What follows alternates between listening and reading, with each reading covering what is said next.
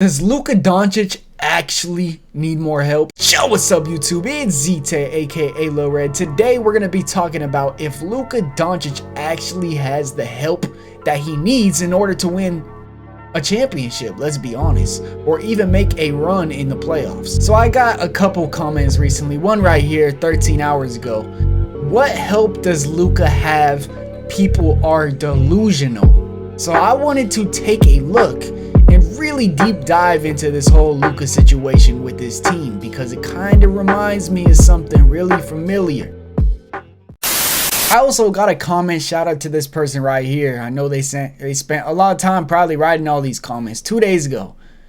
It's really not set up perfectly for Luka. All the Mavs are asked to play above their talent level. That's the problem. Just need more talented, multi-dimensional role players, so the role players they have now can be bumped down a spot in the rotation. It's not that he has no help. It's just not enough to contend. Luka has to drop a historic 60-21-10 in a legit, miraculous comeback just to beat the Knicks without Brunson or Barry in overtime. That's clearly not enough help for anyone. So I made the argument that they have Spencer Dinwiddie, Tim Hardaway, and Reggie Bullock, who are shooters to surround Luka with, and that's what you do with a player like Luka. So right here I was looking at the highest usage rate in the entire NBA. Luka is number 2 behind Giannis Antetokounmpo, who has a 38.6, Luka with a 38.2 in usage percentage. All right, so right here we're looking at field goals attempted per game. Right now Luka is in first in the entire NBA with 22.7, LeBron in second, Giannis in third, and he's also first in field goals made per game. The reason I'm pointing out the usage percentage in the field goals attempted per game is to prove a point.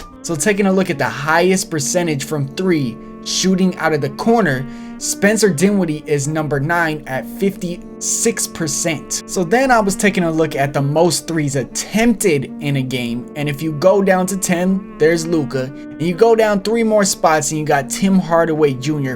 pretty much attempting 8 threes a game. And not only is it 8 threes a game, he's shooting 35%, which is really good. Luka's shooting 36%, which is actually really good for Luka.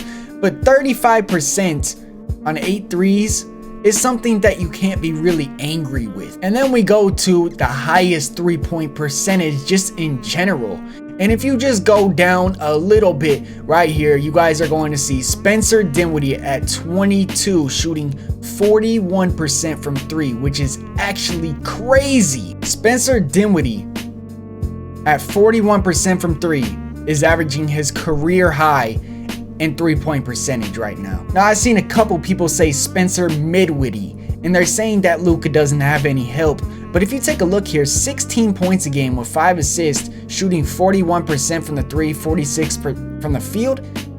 That's pretty good if you ask me. That's not mid. That is a solid role player right there, above average role player. Now that being said, the reason that he is averaging the highest 3-point percentage this year is probably because he's getting really efficient looks because of Luka Doncic. Luka Doncic has the ability to get shooters open because he is elite in the pick and roll. So Spencer Dinwiddie is not the problem. So now we're going to take a look at Tim Hardaway Jr. Tim Hardaway is averaging 13.5 points a game, shooting 35% from 3 and 38% from the field, which is actually low compared to his career averages. If you guys take a look at his 3-point percentage right now for his career, this season is about right in the middle, maybe a little above the middle for Tim Hardaway Jr. And like I said earlier, this season he is averaging the most threes he has ever attempted in his entire career, and it keeps going up. This year he's averaging 8 attempts a game. This season Luka Doncic is averaging his best 3-point percentage in his entire career, and it's actually gone up every single year so far. On top of that, this is also the second lowest threes he's attempted per game in his career. It is by far his best scoring season in the NBA. He's averaging 34 points a game, which is first in the entire league. And right now, going by turnover percentages, which is an estimate of turnovers committed per 100 plays, Tim Hardaway is third for third fewest in the entire NBA. So this is kind of proving the point that Tim Hardaway is a spot-up shooter, a perfect fit for Luka Doncic, who is the leader in assist percentages in the entire NBA. So this takes me to another player, Reggie Bullock, who is averaging the 11th worst three-point percentage in the entire NBA. So Reggie Bullock is shooting 31% from 3 this year and only averaging 5 points, which are well below his career averages of 38% from 3 and almost 8 points a game. This makes it his second worst season in the entire NBA shooting from 3, second only to his rookie season in the NBA, a year in which he only started 0 games. Also, this year he only attempted 1.7 threes versus this year he's shooting 4.8 or 4.3. So this year he's shooting about 4.3 attempts a game, which is about half of his career average. And also this year, this is his second worst field goal percentage year. So Reggie Bullock might be a big problem for the Dallas Mavericks right now. Which takes me to Christian Wood, who is averaging 40% from 3 as a big man, doing this on 54% shooting with 17.7 points a game, 8 rebounds. This season he's shooting his career high in 3-point percentage, shooting 40%. Last year shot 39%. Also, this is his third highest in 3-point attempts per game. So he's not even shooting as much and he's way more efficient this year. This is his second highest field goal percentage year in his entire career, and that was when he had that breakout season with the Detroit Pistons. Not only that, it's coming on a season in which he only started 9 games. Last season, he started 67 games and he's basically averaging the same amount of points. That is extremely good, which takes us to the next player, Davis Bertans, who is shooting 37.5% from 3 per game, which is lower than his career averages, and he's also only averaging 4 points a game, which is lower than his career averages. The points per game isn't too much of a surprise because this year he is averaging his second lowest field goal attempts per game, also his second lowest 3 points attempted per game. On top of that, he's also shooting his second lowest 3-point percentage per game, but 37.5 is still pretty good for a big man. But one problem I saw in the comments about Davis Bertans from a Mavericks fan is that he cannot play defense. So let's take a look into it. So taking a look on the defensive side of things, Luka Doncic is third in the entire NBA in defensive win shares, meaning the number of wins contributed to a player on defense. On top of this, Luka is also third in the NBA behind Alex Caruso and Jokic for defensive box plus minus. So I was taking a look at some of the worst defensive box plus minus.